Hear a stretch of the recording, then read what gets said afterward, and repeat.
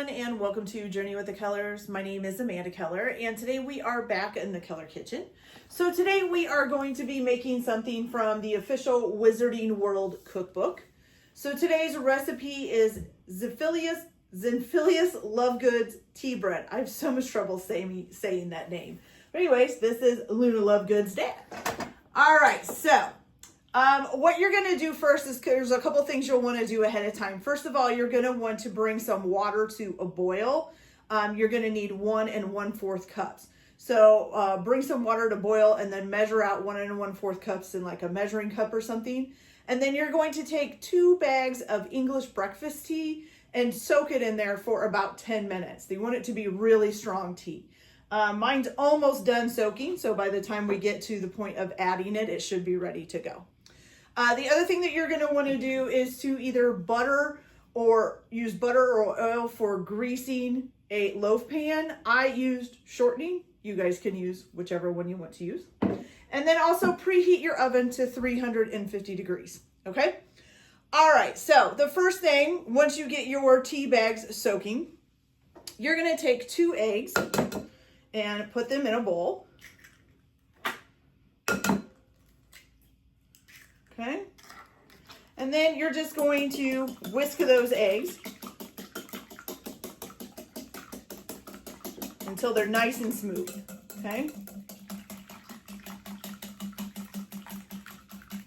Try to get them as whisked up as possible.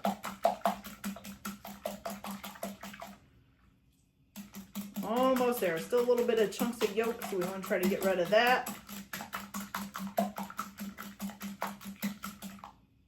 There we go. Nice and smooth. Okay, should just look like a yellow liquid. Nothing else really, okay? All right, so once you get that done, you are going to add in 1/3 of a cup of light brown sugar that's been packed into the cup. So make sure you smash it down in there. So 1/3 a cup of that. Then you're also going to add some lemon zest. Oh, and I forgot to tell you, you are going to need 1 lemon zested, which basically means just grating the peel off on a grater.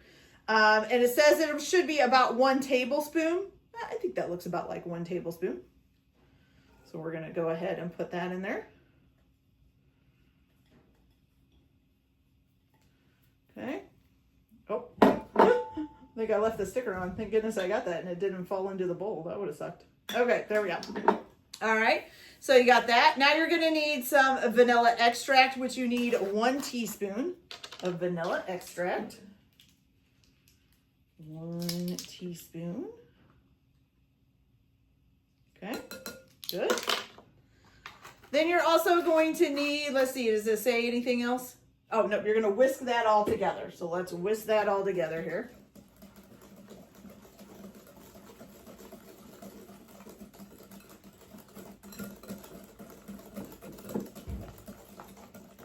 Make sure we get all the brown sugar lumps out.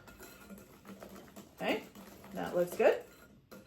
All right, so now you got kind of a brownish looking liquid that you can see chunks of lemon, okay? Or chunks of lemon zest, I should say. Okay, so now once you've got that done, you're gonna go ahead and it should have been 10 minutes. Yes, it has been almost exactly 10 minutes actually. You're gonna go ahead and take your 2 tea bags out of your water. And then you're going to slowly add this in. It says very slowly, and you're going to be whisking it as you go along. So this is why I think it's a good idea to use a mixing cup to do this, because pour spouts make it easier. Okay. So just keep pouring it in there and whisking it along pretty slowly. I'm guessing they're wanting you to do this so you don't cook your eggs, you know, because this is still pretty hot. So you don't want to cook your eggs, and this is why you want to keep stirring it and just add it real slowly in there, because you're kind of making the eggs come up to temperature slowly as well. And then hopefully not giving them time to kind of solidify into anything. So we'll just keep stirring this here. As you can tell, this cup, if you can see it, this cup is steaming still, so it's pretty hot. Hot. Sometimes my mouth is faster than my brain, or my brain is slower than my mouth. I don't know which one.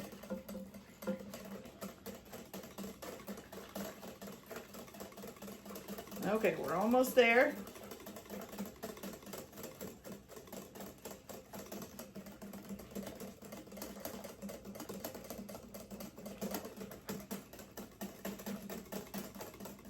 All right, there we go. I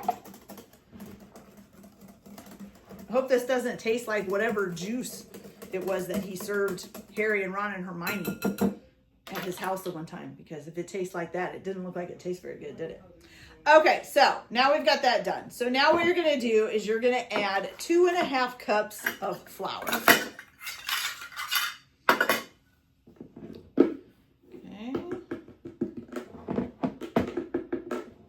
So we've got 1 cup. The tea made it pretty foamy. 2 cups. And then a 1/2 cup. Oops. Okay, here we go.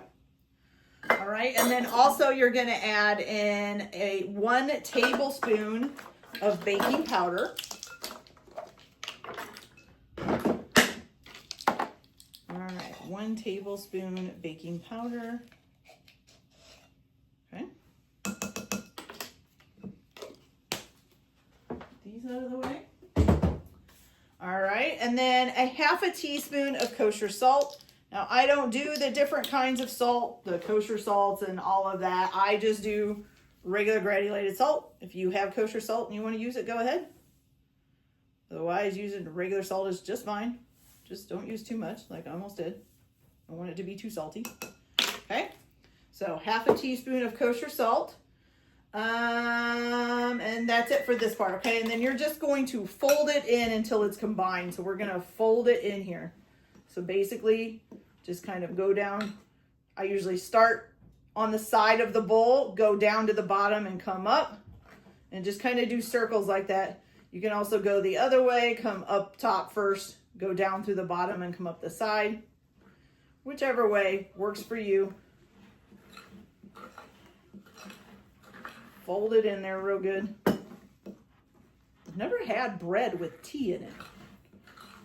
I wonder, is that popular in England? I have no idea.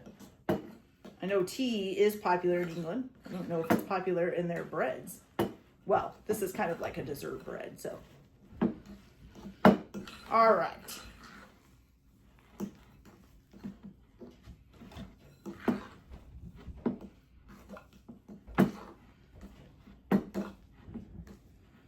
Okay, and you want to fold that in until it's just combined. So you get kind of a really sticky dough, okay? All right, so now you're going to add a 1/2 cup of currants, which I actually don't have currants. I don't even think we carry them around here. There are all kinds of things that you can use for a substitute if you can't find currants. Raisins is one of them, which is what I'm going to use. You could also use dried blueberries, dried cherries. There's a whole bunch of list of stuff that you can use as a substitute. So take your choice for a substitute if you don't have currants. So I'm just going to use, this is a 1/2 cup of golden raisins.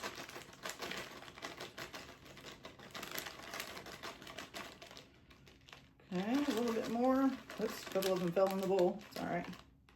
Okay, so a 1/2 cup, either a 1/2 cup of currants or whatever substitute you want to use for that. And then also a 1/2 cup of sliced almonds.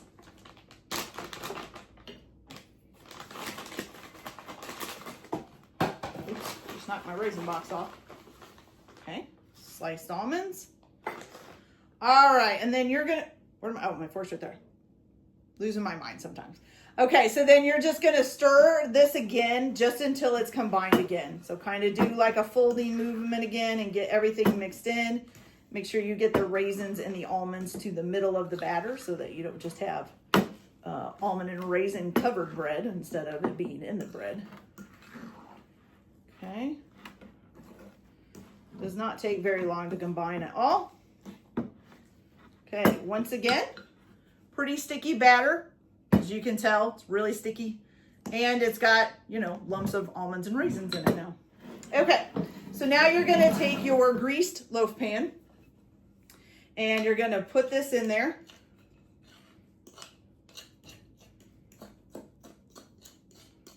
Try to make sure you scrape down the sides and stuff.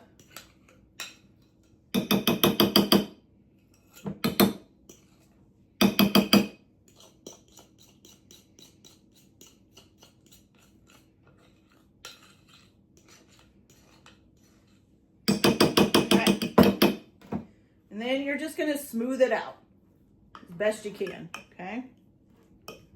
Make sure it goes into the corners.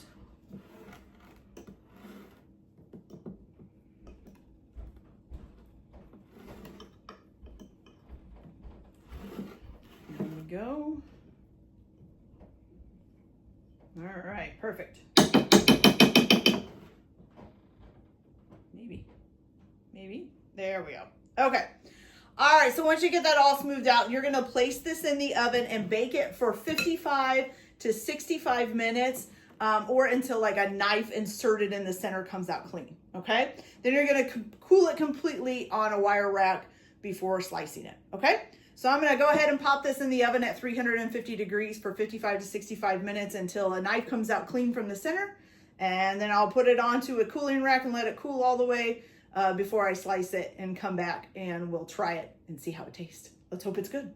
So I'll be back in just a little bit, you guys. Okay, you guys, so my bread is all done and it's cooled off, and I cut a piece off so you guys could see the inside really good. So look at that. Look at how nice and brown the outside is. And then that just looks really good on the inside, doesn't it? Okay, so came out really good. So now let's try it. It does seem like it's kind of a thick bread. Like it's, you know, you get some breads that seem really light and airy on the inside. This one feels pretty thick. So let's give it a taste.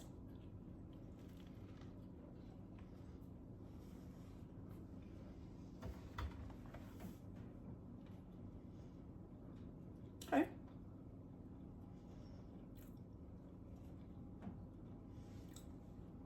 It's pretty good. I would say maybe a little bit on the dry side, not like overly like, oh God, I can't chew it up, it's so dry, but just a tad on the dry side. Now, it's weird because when I first bit into it and kind of started chewing for a minute, I kind of felt like I got a hint of black licorice, which makes no sense because we didn't put any black licorice in it. Maybe it's just the raisins kind of making that flavor. I'm not sure. It didn't last long. It was there for like a second and then it went away. Could be my taste buds too. I'm not sure. But other than that, it's actually a pretty good bread. So like I said, it is a thicker bread. It's not soft and airy on the inside. It is a solid bread in there. So it's actually pretty good. The outside is nice and crunchy. The inside, like I said, a tad dry, but not too bad. And I did only cook this to the 55 minutes and it was done. So maybe even it got a little overcooked maybe, and maybe needed to only go down to like 45, 50 minutes. So kind of keep an eye on that depending on your stove and all of that, times can always change. But I would say I'd give it like a 7 out of 10. It's pretty good. Okay, you guys, so that's it for this video. I hope you liked it. Like and subscribe if you like, or don't if you don't. Everyone have a good day. Enjoy your cooking. Keep your kitchen messy, and we'll see you later. Bye.